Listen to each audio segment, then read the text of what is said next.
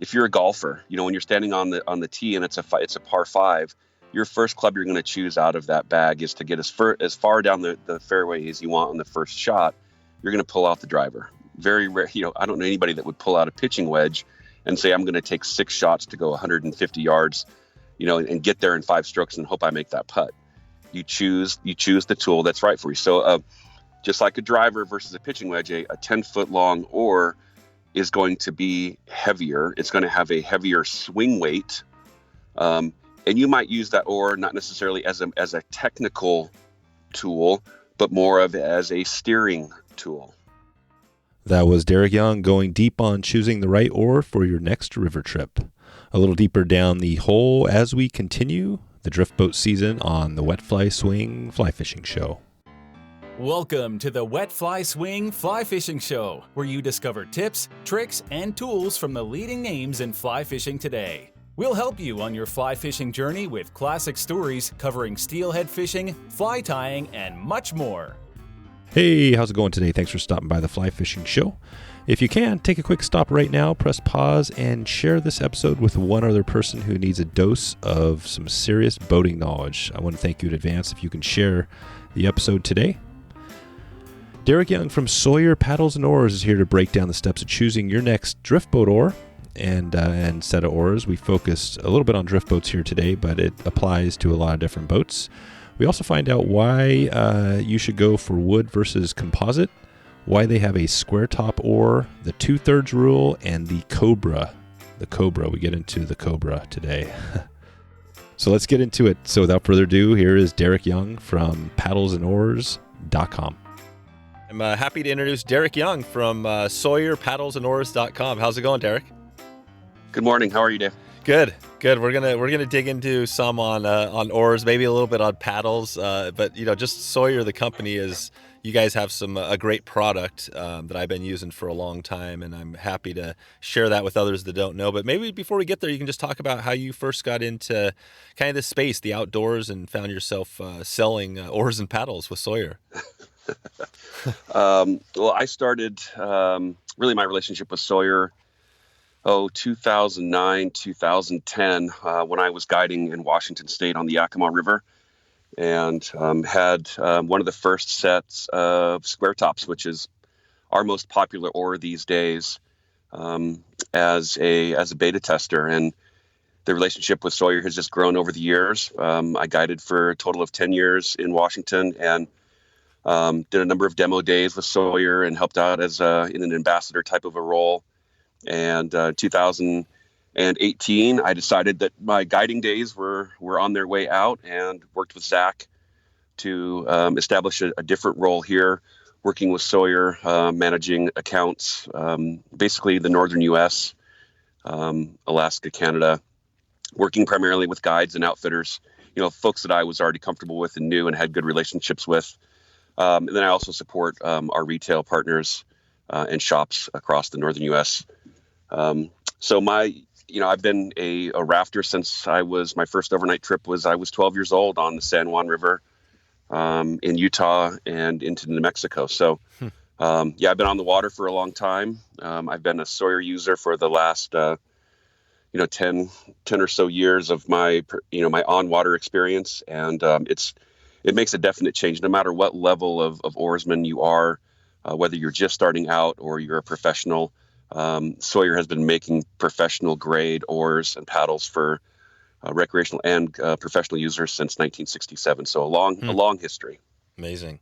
Yeah. And I know him very well. I think that's the power of the, of a good oar, is that one thing you find yourself with an oar that isn't great, you get tired, because they're kind of heavy. That's one big thing. There's obviously other features. We'll dig into some of that. I wanted to talk about, just quickly about your guiding. So why, it's interesting because I've talked to a lot of guides here some that are still guiding, some that got out. Why did you feel it was time to get out of it? That's a great question. I think every successful small business person, whether it's guiding or anything, you have to start out with a plan. And an important part of that plan is also an exit strategy.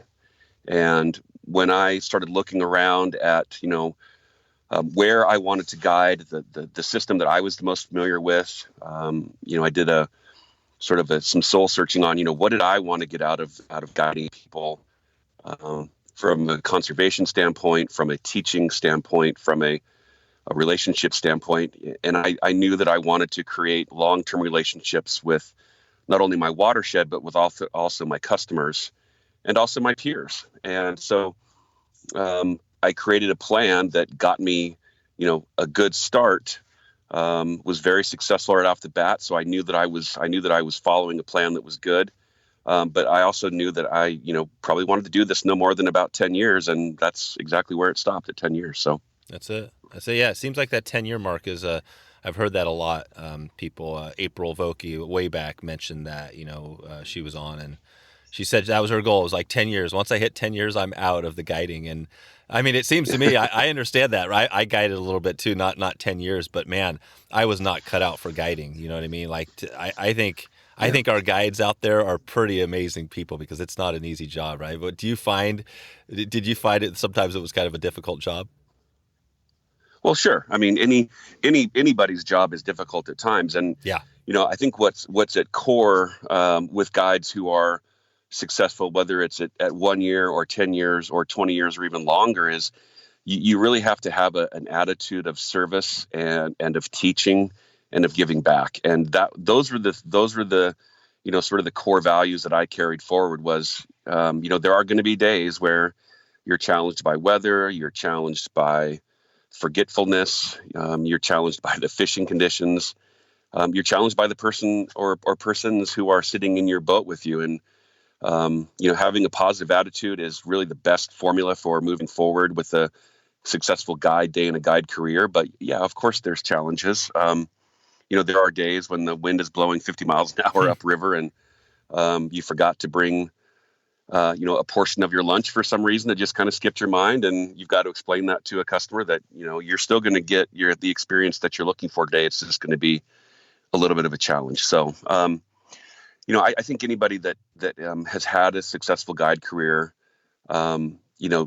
has sort of a teaching spirit or a teaching soul, and there's something that they want to share with others, whether that be knowledge of a watershed, or how to cast a fly rod better, or how to tie flies, or reading water. Any one of those aspects, a person who takes on the responsibility of being a guide has an inert sort of sense of wanting to teach and share what they know with others, and that's what makes them successful. So I continue to teach others. I'm a ski instructor. Oh wow. I do a number of other things still to support the guide community here in Montana where I live. And, these are connections that you make with your customers who become your friends, and you make with your peer guides who, even if they're your competitors, they're still sort of your partners on the water. So that's cool. I know, it's awesome. So, well, thanks for clarifying that. It's good to have a little bit of background and the fact that you're guiding and, you have that connection. That makes a lot of sense. Well,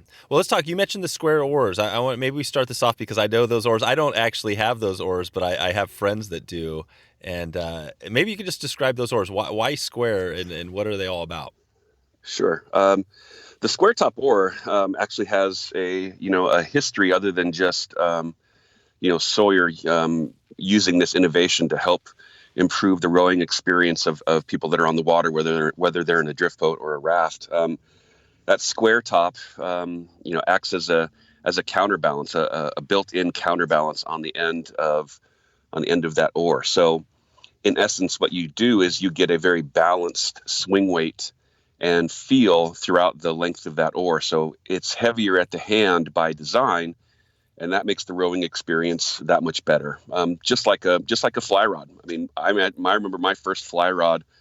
Oh gosh, I think it was a White River brand from Bass Pro, and it was heavy and it was soft as a noodle, and it was good to learn on.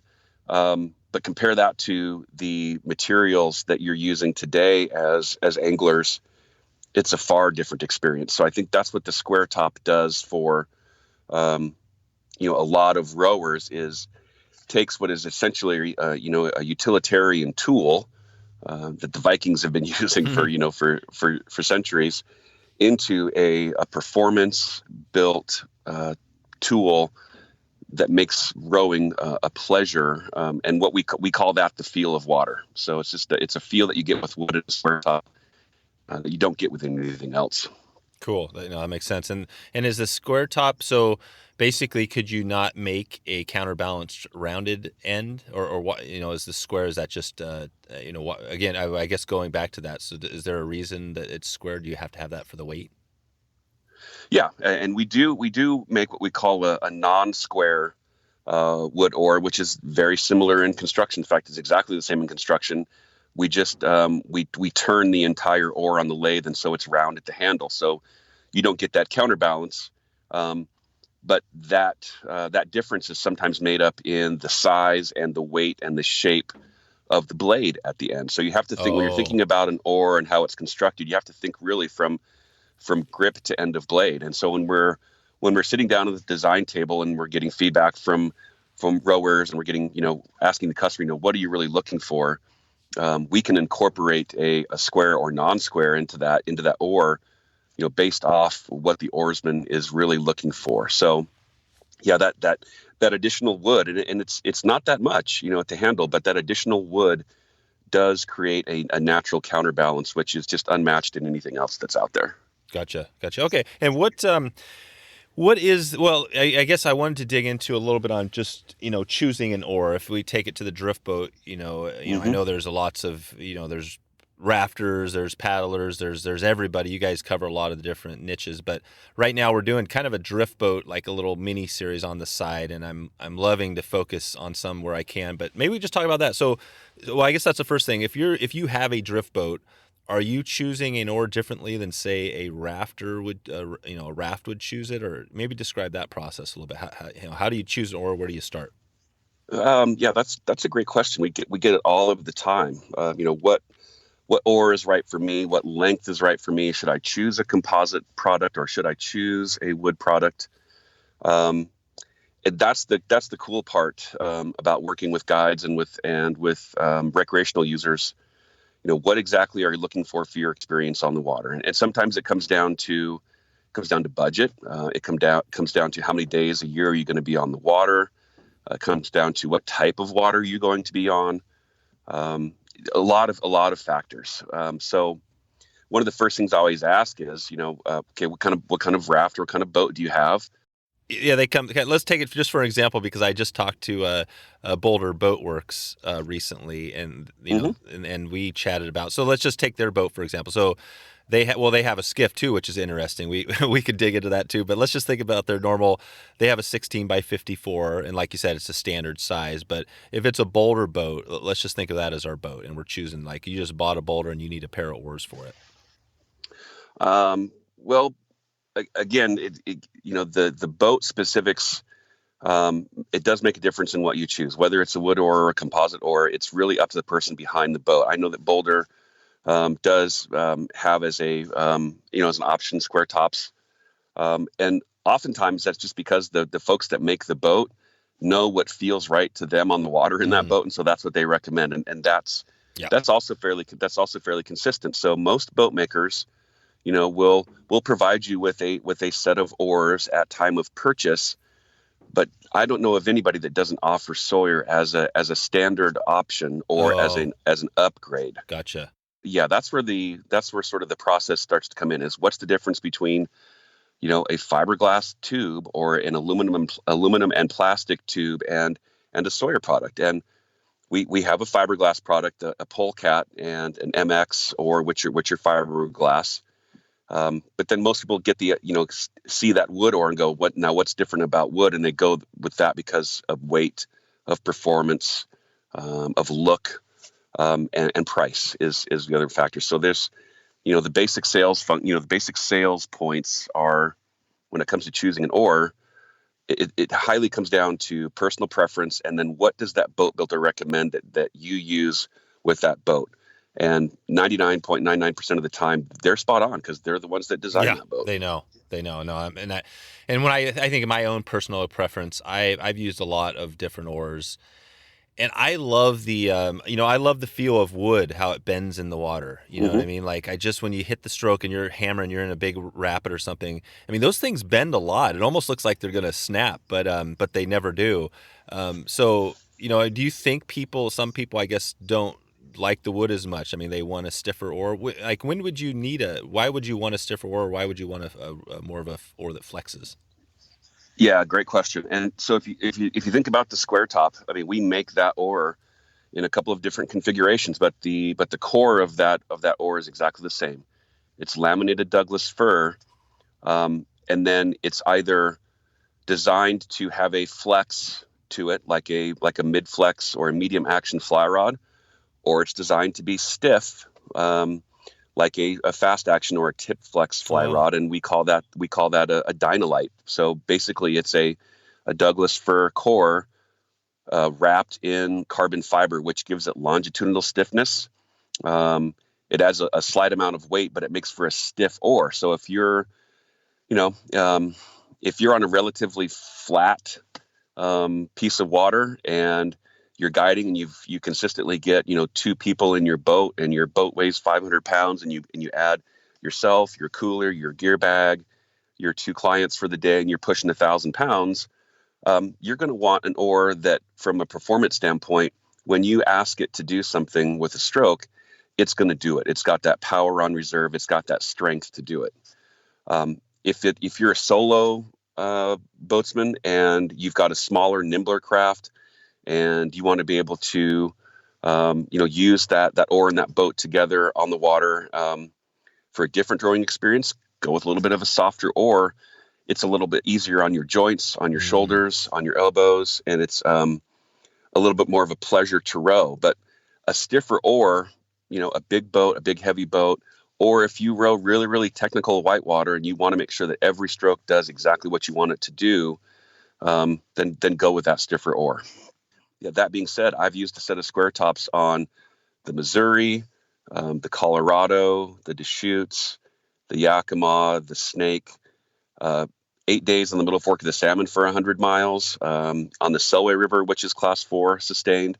So it's a very strong and durable product. And they do break sometimes. It rarely happens, but they do break. Yeah. It has happened. That's awesome. No, and that clarifies. I think what we realized here is that I think we need you might need two sets of oars, right? If you do a lot of different types of boating, right? Versus the really heavy trips, which I do. Sometimes I do some of those trips where you're on the river for 5 days or maybe weeks, and you got a lot of weight. So okay. Well, it's not unusual these days to talk to someone who rows a boat to hear that they've got both a raft and a drift boat. Yeah. People that I row a boat that's an inflatable, but it rows like a drift boat. It's designed to row differently than a raft does, and that's also another important consideration is performance of the boat itself. That is key to understanding the type of oar that works best for you. When I started rafting, in the mid '80s. Bucket boats were what we had. We had hypalon, and we had, the floor held water, and there wasn't structural rigidity. The boats would fold, and that was a different rowing experience than today's boats that are designed to be more responsive to what the water is doing. And so you will see people with just like anglers that have a quiver of fly rods. It is not unusual to have customers that have a drift boat, a raft, a small personal watercraft, a stand-up paddleboard, a canoe, a kayak.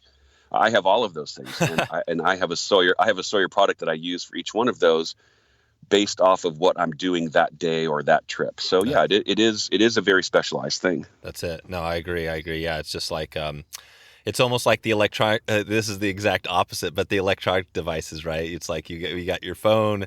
You got your laptop, you might have an iPad. I mean, you've got all these things, and you probably maybe don't need all of them, but it's like we got them, and we kind of love it because we have them. And same with boats. I mean, I love having a new boat for sure.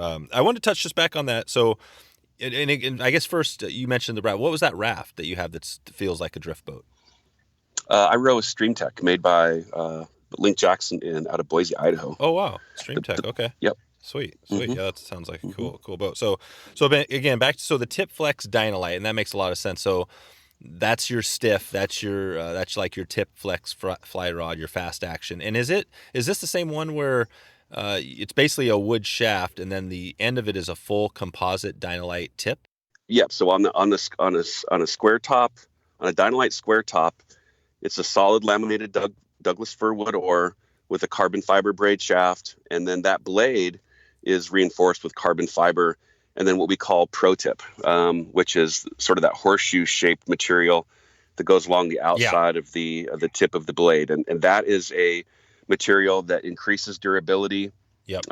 Keeps that oar working for you as long as it should, and we offer that pro tip in a couple of different versions. It comes standard in that sort of horseshoe shape on a standard profile blade. On the shoal cut, it covers the underside, where the blade is going to make contact with the riverbed more often than not. But this year we're actually introducing, that blade for composite oars in what we call a pro version, which is pro tip all the way around the blade on a Douglas fir core. And that complements what we call our XD, which is a heavier weight blade. You see a lot of big whitewater rafter, outfitters using that because it's an ash blade with a full pro tip surround. So, looking at all the different scenarios that you could buy an oar and a blade for, we've got it covered. Yeah, you do have it covered. That's awesome. And then again on that blade, so that blade actually has wood in the blade. Mm-hmm, that is correct. Yeah, it has wood. Okay, wow. Yeah, I think sometimes you look at it and you're like, wow, it looks like that's just all synthetic blade, but it's Doug fir. And why Doug fir over, say, hemlock or any other type of wood? So I'm not a pro on the lumber side of things, although I am building a house, and I did harvest some Douglas fir that I'm going to ship down to Oregon from Montana. Oh, wow. And have a set of oars made out of wood that's on my property. That's awesome. But Doug fir has been the material over time that provides a good strength to weight ratio, but it also provides a little bit of flex to it. Mm-hmm. And it allows us the ability to shape it and perform the way we want it to perform. Now, we make oars out of ash, northern white ash as well.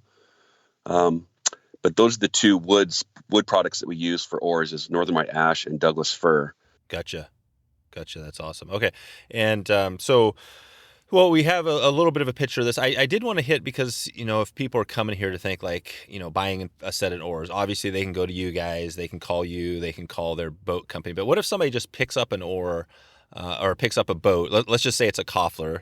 Let's say it's a Koffler has aluminum boat. Let's say it's a 17-foot by 54 Koffler, and we're looking for an oar, that to fit that bill. And they were just like, okay, they want to like do their research and figure it out. What would be just walk us through again. You mentioned some of the steps, but what are the steps to choosing an oar? Well, length is determined by a formula. It can be pretty complex, but we simplify it by using a 2/3 rule. That basically you want 2/3 of the overall length of the oar outside of your oar locks and 1/3 in. And where you position your hands when you're rowing, there are some consistent guidelines with that. But some people have a rowing style that keeps their hands fairly close to each other. Some people like to row with their hands a little bit further out. Yeah. But when a boat builder designs a boat, they're looking at that span between the oar locks. And that's the measurement that we really key on is what is that distance? And the formula that is commonly used is that 2/3 of the overall length of the oar is outside of that oar lock. So, but then you have to start asking questions like, okay, how tall is that seat in the boat? Are they sitting on a dry box? Or are they sitting on a seat? Yeah. Or a cooler? How tall is the person that's going to be rowing this boat?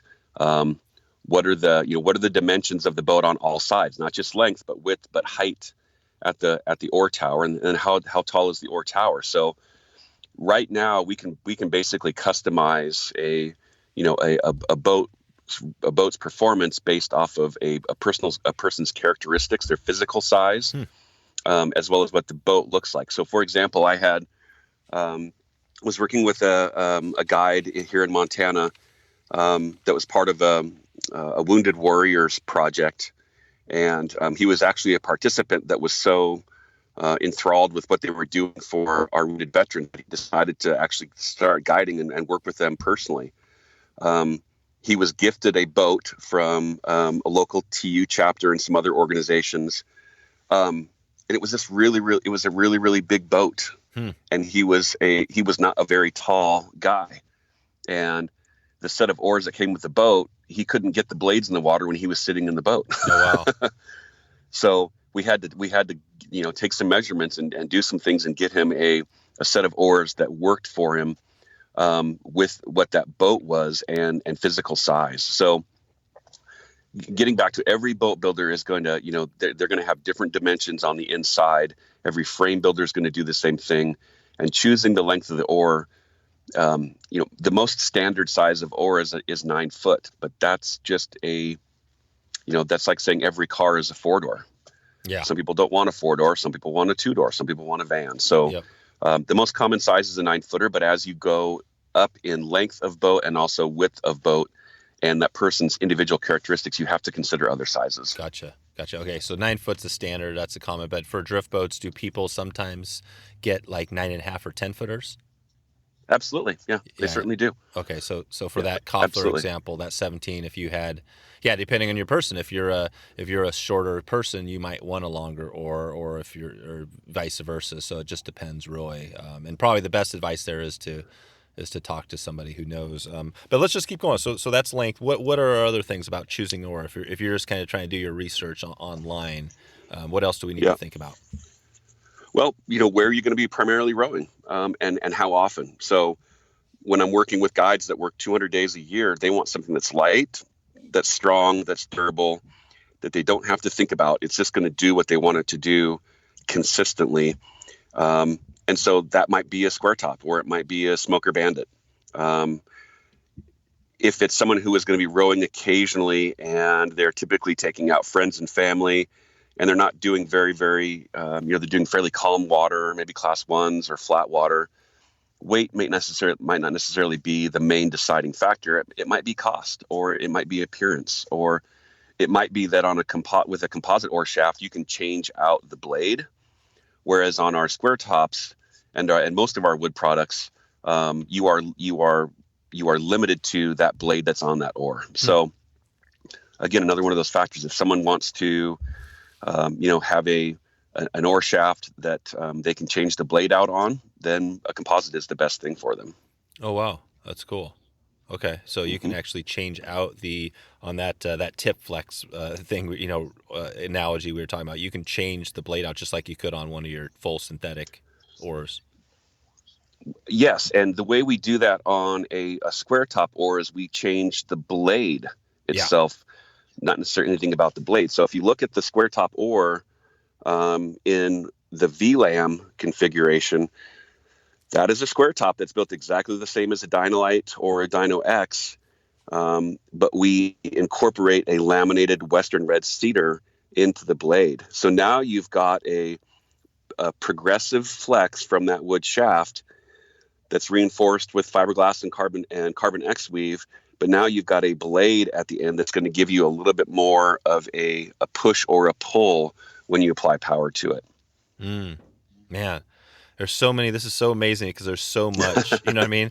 But I think the take-home message, though, is, and for me, if you're an average person, right? I mean, like I'm 6 feet tall. I'm, 170 pounds. I'm kind of average. You could probably go with a lot, and I have used a lot. I had a pair of your smokers, right? And I loved them. They were all wood. They were like old school. I think those were the ones that I had that flexed a lot.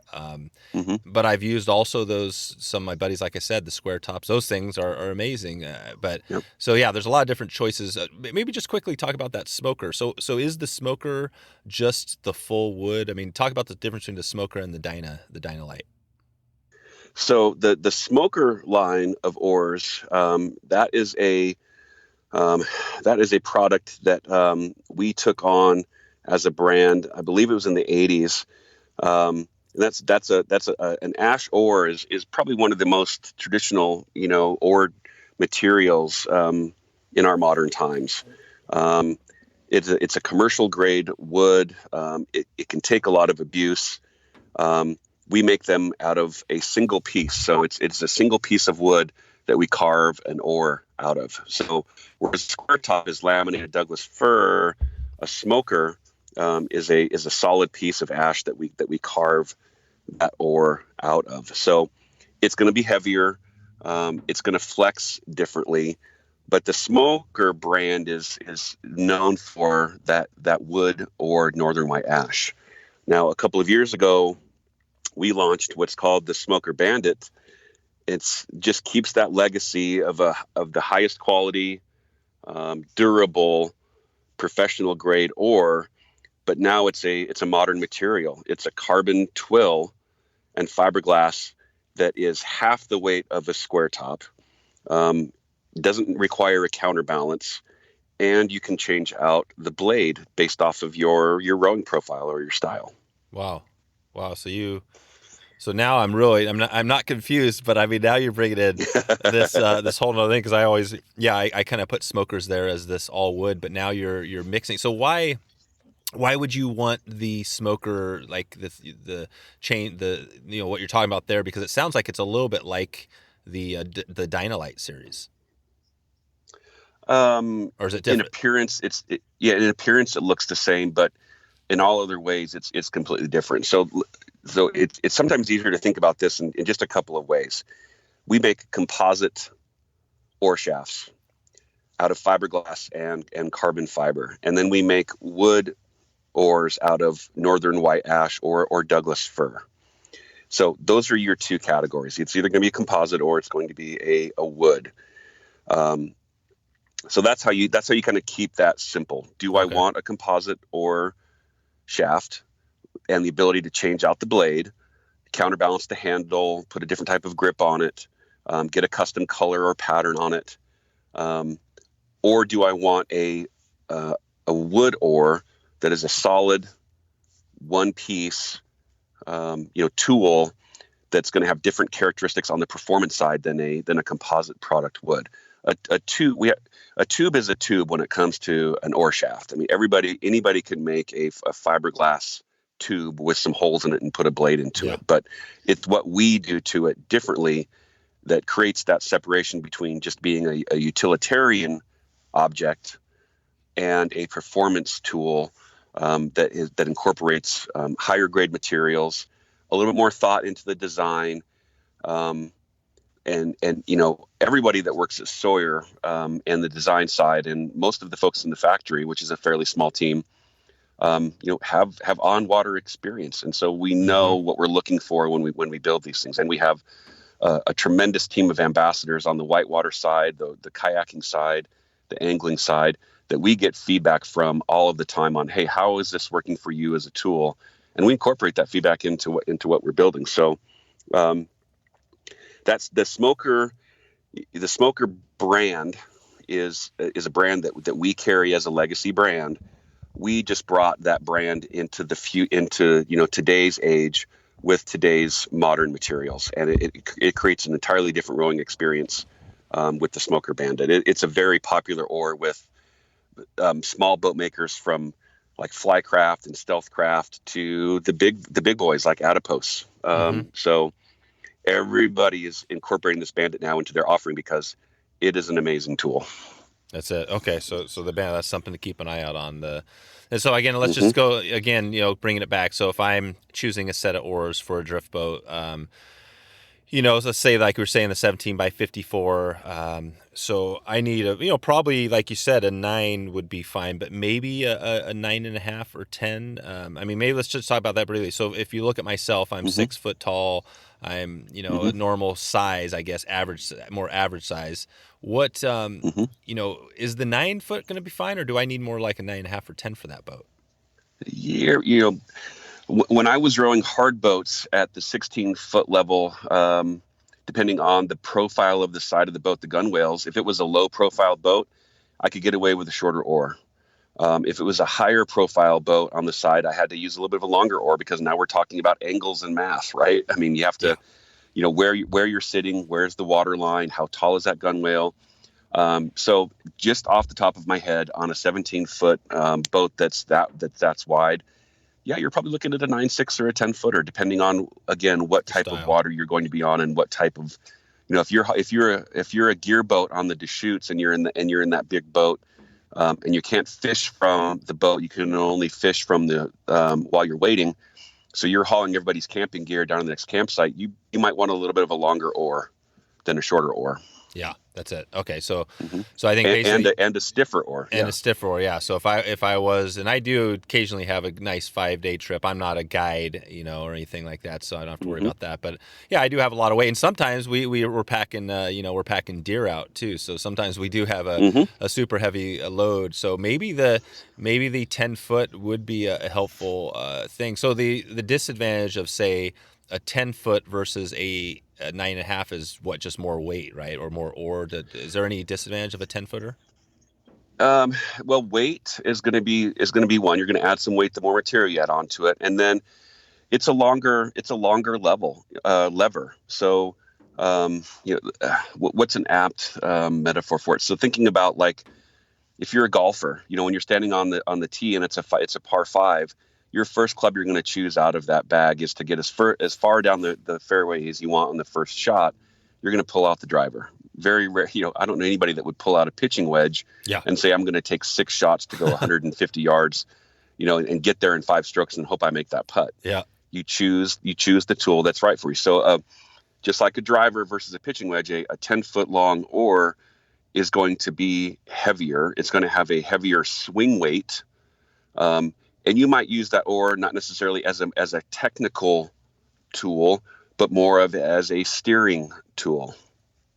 Yeah, if that makes sense. That does. So, So if you were into some techie or some super, maybe if you're doing the Rogue River, you might want a 9.5 or a shorter oar, because sometimes you're pulling the blades in because it's tight and you got to be more maneuverable.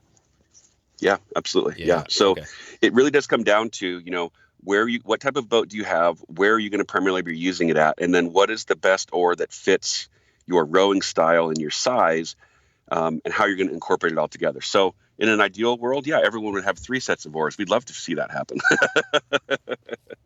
Exactly. No, I think that's me. That's like, I can see that if I was guiding all the time and I had all the stuff, I would have, I'd probably have at least 3 sets of oars in there to customize. But it seems like the Dynalite, going back to that, this Dynalite is, people love it so much. And then the counterbalance thing is the other part, is that, if you had that 10-foot oar, you could have a counterbalanced oar, right? Which would make it a lot easier.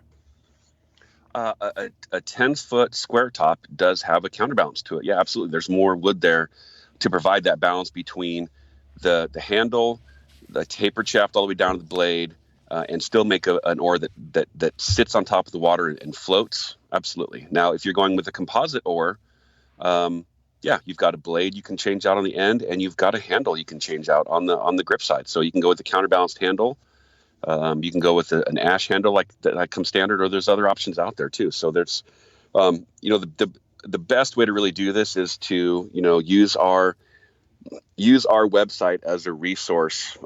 We have all the details and all of the products are there. Oh, cool. And then use our shop local function. We have a great network of dealers and boat builders across the country that all you have to do is click that shop local button on the top banner of our website, type in your zip code, and it's going to tell you who's closest to you. And those are the folks to talk to about their boats, our oars, where you're going to row it, and what's best for you. So we highly support our network of authorized dealers across the country, and we love working with those guys. That's awesome. Okay, so that's a good reminder, is that, you have a ton of resources there, and that's the best thing. Just like, going into your local fly shop, if you want to learn about your river, the best thing to do is go to your local fly shop and you talk to them first. And you guys are the same thing. You're kind of obviously a leader in the oar space. So, okay, that's a good tip. So I want to just be, we're going to probably be wrapping this up here shortly, but, I didn't want to miss a little on the history, right? Because Sawyer Oar, you said 1967, which goes way back before probably a lot of the people, probably most of the people that listen to this podcast, we're not alive in 1967. And also 1967, what a time, right? Like, think of the time of this country. in 1967. But you got this company that's found. Do you know a little bit of that history? Can you just bring us back to how it started? Yeah. So I'm originally a Michigander. I was born in Michigan, and that's where Sawyer got its start. Ralph Sawyer started this company after a legendary canoe racing career. He was a 10-time Ausable River Canoe Marathon champion, inducted into the Canoe Racing Hall of Fame. He began, after his career of doing that, he started building paddles and oars in 1967. He established Sawyer on the Rogue River in Oregon, and got enamored with whitewater rafting, and then started producing whitewater oars. So we have actually a long relationship with Willie boats out of the Southern Oregon area. Ralph and Willie have a long relationship, and that's actually how Sawyer kind of got its start. So we began building and selling oars out of Southern Oregon, and within a very short period of time, oarsmen from all around the country got to see the quality and the purpose-built products that we were putting out. And then we started incorporating fiberglass later, a few years down the road. And then, about 20 years after that, Bruce Bergstrom came into ownership of the company in 1987. And that's where the square top sort of got the innovation of the square top sort of got its roots, as well as the Cobra oar lock. So those two things right there really are what put Sawyer, in most people's boats. And then we acquired Smoker in 1992. So a little bit later than I mentioned earlier, but in 1992 we acquired Smoker. So now that kind of filled out our line completely. And today, Sawyer is owned by a group of 3 employees. We employ between 14 and 17 people seasonally in our factory and our retail store in Southern Oregon. And then I also work with Aaron Stone, who is my cohort in sales and in the southern part of the U.S. So right now our CEO is Zach Kaufman, and then we've got a couple of other owners. It's a small ownership group with about 14 to 17 employees year round. And most people think that we have a staff of thousands that put out these oars year round, and we work year round. A square top oar from raw material, delivered from one of our vendors to actually get on, boxed up and put on a ship, to ship out, takes about 14 to 15 days to build a single square top oar. Wow. That's 14, 16 days to build the square top. Maybe if we have a little bit of time, I might want to dig into a little bit of that. That might be, the whole construction might have to wait until, another episode, but the history. So you obviously are a fairly small company, producing oars. And I mean, I think to me, it feels like you guys are the leader in the space. I mean, I know there's other companies out there doing it. It seems like more composite than wood. But it brings back to 1967. At that time, I'm trying to think. I had Roger Fletcher, who's like a drift boat historian, talked about the whole history of how 1920s the drift boat current concept came to be. But I mean, oars back between then, like what were they using pre-Sawyer in 1967? Do you have any idea what companies were there? Oh gosh, I mean, northern white ash has sort of been a material that's been used for the longest time because of its ability to shape, one piece, carve an oar out of a single piece of wood, and it was durable, and it was, available. It is a wood that is becoming a little bit more harder to get.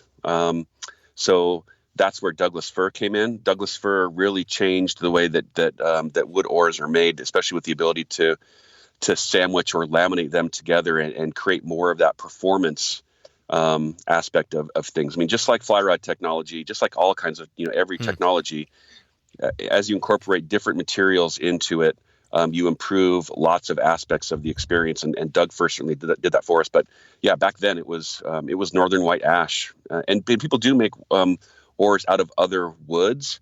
They're heavier, they're different colors, have a different flex or weight to them, but overall, white ash and Doug fir are pretty much the standard today. Gotcha. Okay.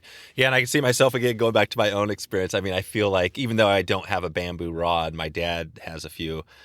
I feel like eventually I'm going to be going back to that space in the fly, because it seems like, the more you get into it, the more you kind of want to bring it back to the natural, I don't know. At least that's me. And then the oars, the same thing. I've always loved the wood. So it feels like if I was going to buy a pair of oars right now, it'd probably be more of that smoker, maybe the Smoker Bandit, but it's just something that gives me more of that wood feeling, because if I'm on the river, again, I love the bend. And if you were in some crazy whitewater with a really heavy boat, say a couple of deer on the end, and you had, and you had the smokers, those are still going to perform well, right? They're just going to bend. You might have to do 2 strokes compared to 1 sort of thing. Again, going back to the different, so we composite and then wood, and then Smoker is the brand that our solid ash, that's the brand we brought on in the 92. That is a solid ash ore. The Smoker Bandit is a new ore. We're using that name, but bringing its legacy into today's world with different materials. So composite and wood. Smoker within that category is a wood product, but we also have a composite product underneath the Smoker brand. If you're if you're running a big commercial rig on the Grand Canyon or Hell's, Snake.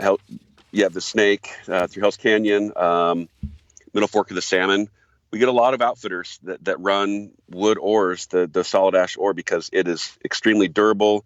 It's got a good power face for a controlled stroke, and it's got a nice feel to it. But it's a different ore than a Smoker Bandit, which is a composite ore. Gotcha. Okay, thanks for clarifying that. Okay, good. Yeah, absolutely. But we do have hardcore whitewater guys, as well as thousands of fishing guides across the country that are using the Smoker Bandit as their daily tool for whatever they're doing. It doesn't flex like a wood ore does. It's got a little bit of a stiffer feel to it. So I guess in a sense you could say that a Smoker Bandit does feel a little bit from a flex standpoint like a Dynalite square top wood, a little bit of a stiffer ore, but it's half the weight, so it's a completely different rowing experience. Oh, amazing. Okay, cool. And yeah, like most of these shows, there's no way we can dig into all the facets. Even oars, some people might hear oars and be like, oh, it's pretty simple. But obviously when you're, you guys where you're at, you've customized and niched down into all these little, and we haven't even talked about, all the paddles and everything else. I guess quickly, maybe just talk about that. So we've got, drift boat oars, we got raft oars. They're kind of, a product for a similar deal. What other oars or paddles, or niches are you guys covering with your stuff? So we make stand-up paddles for stand-up paddle boards out of wood and out of composite materials, so carbon fiber. We make canoe paddles that incorporate wood with carbon fiber and pro tip. We make whitewater paddles as well as rafting, standard rafting paddles. And then we also make kayak paddles. So if it floats, we make something for it. That's it. Yeah, that pretty much covers it all. I guess what else? That's all the standard boats you would be thinking of, including pack rafts. Pack rafts are a new trend. We do have a paddle called the Summit Pack 5-piece, which is a paddle that basically fits into a small backpack, and you can fold up your pack raft and hike up into the into the mountain ranges and have something to float on and row with the Sawyer product. So. Oh wow, yeah, and that's the cool thing. Especially, I've known a few kayakers over the years.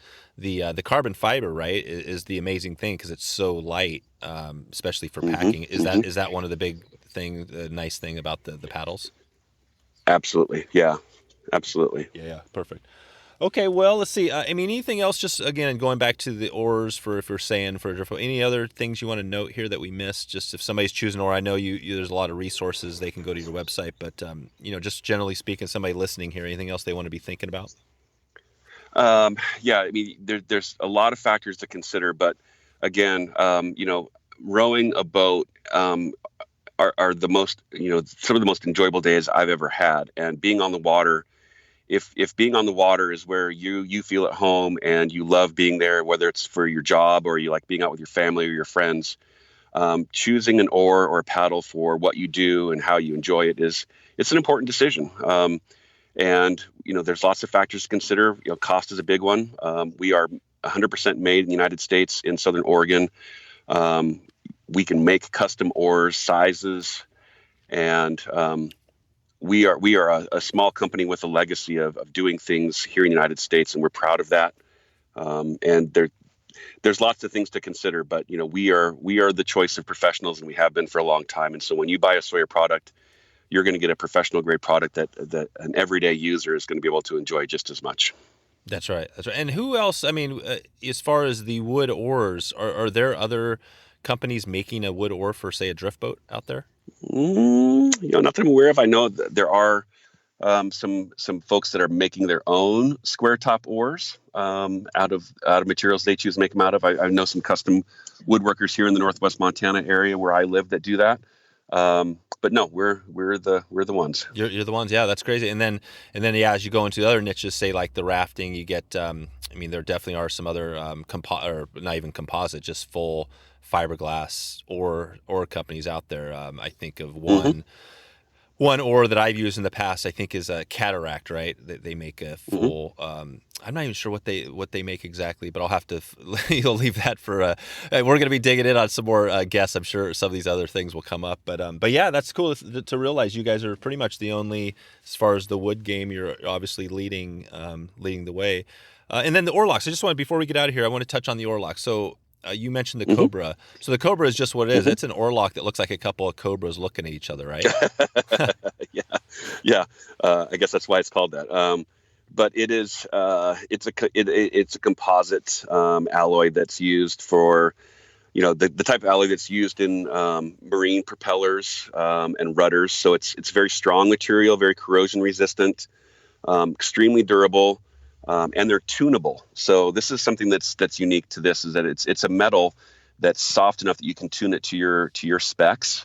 And we have an oar lock tuning guide video on our website at paddlesandoars.com under the accessories tab. We also have a great catalog of do-it-yourself and tips and tricks for our products on our YouTube channel at Sawyer Paddles and Oars. But the Cobra is kind of the guide's choice when it comes to oar locks. It's really intended as a whitewater oar lock, but fishing guides love this oar lock as well.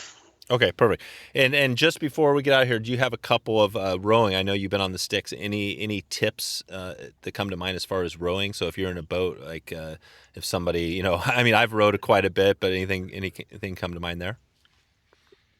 Yeah, I think that what you're looking for when you get confident on the water, of course, safety is always the first consideration. So whenever you get on the water, make sure that you're getting on a boat that's safe. Make sure you've got your life jackets. Make sure you got your throw bags. Make sure everyone that gets on your boat, if they're required to, is wearing a life jacket. And even if they're not required to, it's a good idea to always have one on it. But always think about safety when you're getting on the water. Yep.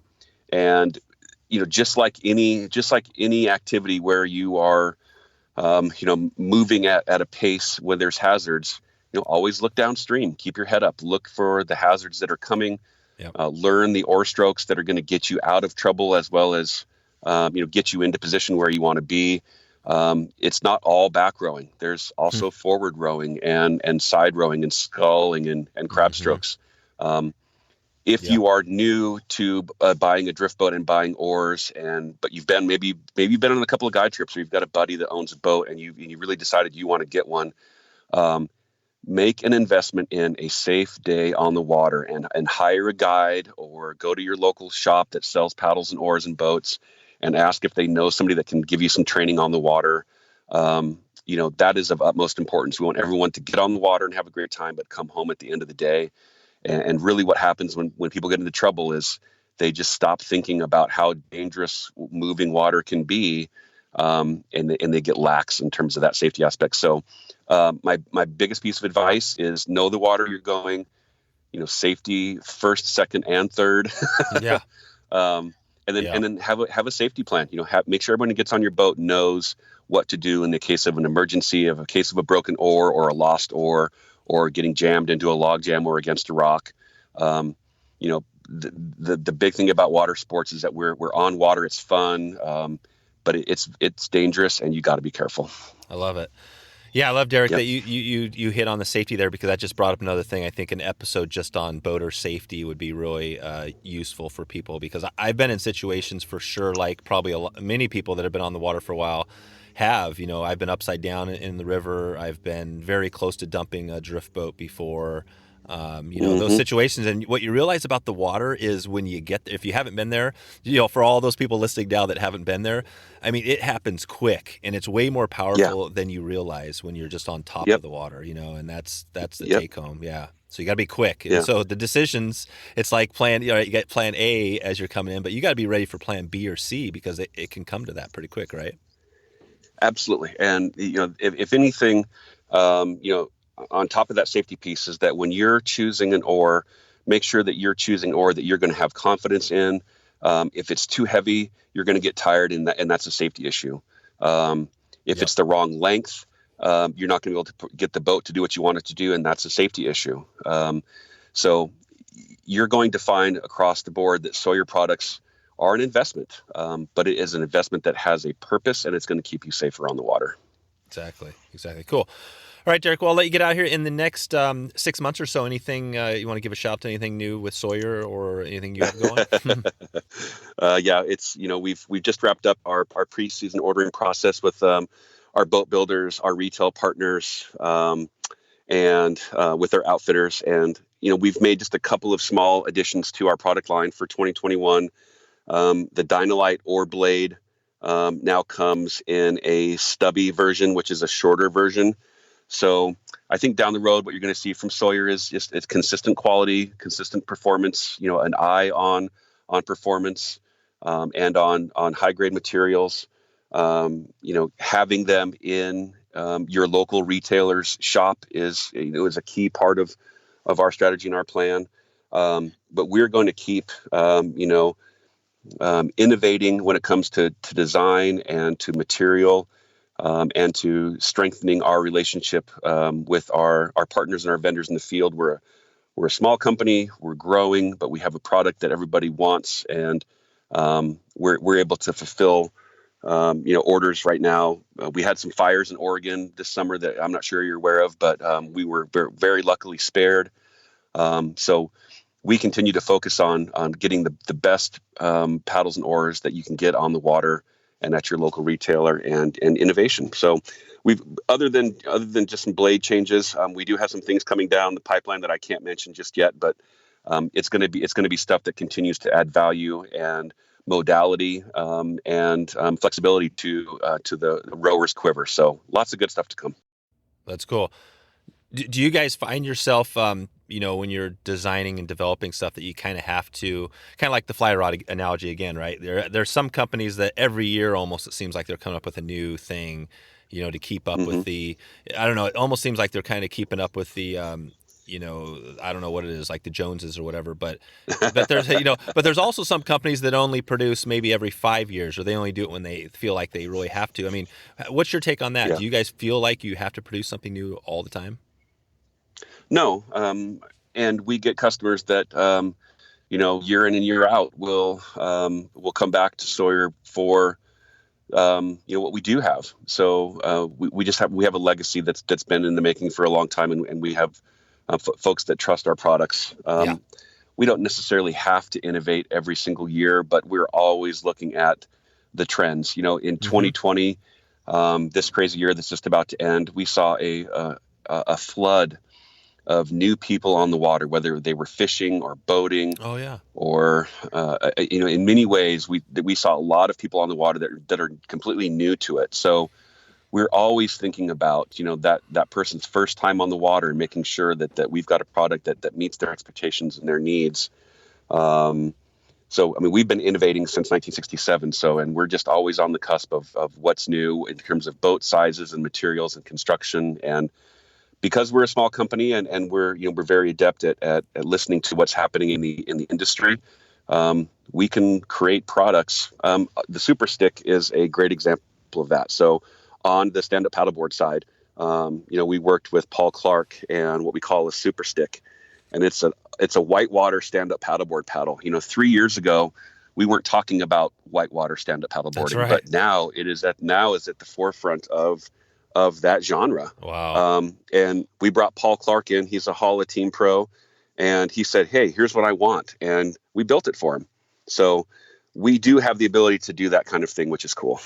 That's amazing. No, I think, and you just open up a whole nother section of, it just keeps going. That's what I love about the podcast. You know what I mean? We talk here for an hour, and there's just like probably 10 more episodes that just came to my mind when I was thinking, from you talking. So, all right, Derek, hey, I'll let you get out here. It's paddlesandoars.com. And hey, and also I want to note, you guys, Sawyer is a sponsor of this podcast coming up here, and I'm excited about that because, like I said, I've been using, the product for a long time, and I can attribute, I love having sponsors that, companies I've used for a long time. So I'm excited to share that as well as we move into 2021 and beyond. Right on. Yeah. Thanks for the opportunity. And appreciate it. All right, Derek. All right. We'll talk to you later. Thanks, Dave. So there you go. If you want to find all the show notes, all the links we covered, just go to wetflyswing.com/185. If you get a chance, it'd be great if you could share this episode. If you found a little nugget of knowledge, it'd be cool if you can let somebody know. Obviously, Sawyer is a pretty amazing brand, but sharing the word on them, since they're a sponsor especially, would be amazing. So I want to thank you in advance if you get a chance to share a link out. And before we get out of here, I want to do a quick summary, a real recap of what we learned today, just in case you're on the go and you want to stop right now and take a couple of quick notes. But here we go. So some top tips on choosing the right oar. Number one, use a stiffer oar for a heavier boat. So if you're doing a lot of big, heavy trips, definitely go for maybe the stiffer, more the composite oar versus the wood. Remember the 2/3 rule for choosing the length of your oars. That's basically 1/3 in the boat from the oar lock and 2/3 outside of the boat. That's kind of where you should be landing. So maybe next time you get on the river, check it out and see where you like to hold your oars and if they fit that rule. Also, in choosing, determine how tall you are, and how high your seat will be, what kind of boat you have, because that will make a difference of the length of oars you might need. And where are you rowing? Are you on whitewater, lakes, big whitewater, Grand Canyon versus whatever, right? It's kind of a different deal. So that factors in. How often are you rowing? Again, so you might want a lighter oar if you're on it daily, versus if you just do it every once in a while. Maybe it's not a big deal to have a little less expensive but heavier oar. And also the Cobra oar locks, we noted that. Really cool oar lock that it allows you to tweak it to the right size. We'll have links to all this in the show notes as well, and maybe even a little PDF if I get a chance. Derek also touched on rowing tips for safety. A real big one we want to hit on. Whenever you get out there, make sure you know where you're going and you got the safety protocols in line. And one final one here, choose flex oars based on boat weight. So basically, again, going back to that spot, if you have a real heavy oar or a really heavy boat, you might want to have a heavier oar that doesn't flex quite as much, so you can really get on it. So that's about it for the wrap-up. I want to let you know you can call Sawyer Oars or go to your local boat company, and you can check in with them, and they can help you find the right oar, or you can check in with me, Dave at wetflyswing.com. So that's a wrap. I want to let you know I appreciate you for hanging there with me and for your support here as we approach 200 episodes. I wanted to thank you for hanging with us, whether it's your first show or your 185th. Cheers to you. I want to thank you again for stopping by the show today. I'm looking forward to catching up with you soon. Hope to maybe see you online or on the river. Thanks for listening to the Wet Fly Swing Fly Fishing Show. For notes and links from this episode, visit wetflyswing.com. And if you found this episode helpful, please subscribe and leave a review on Apple Podcasts or the app of your choice. Thanks for joining us. See you next time.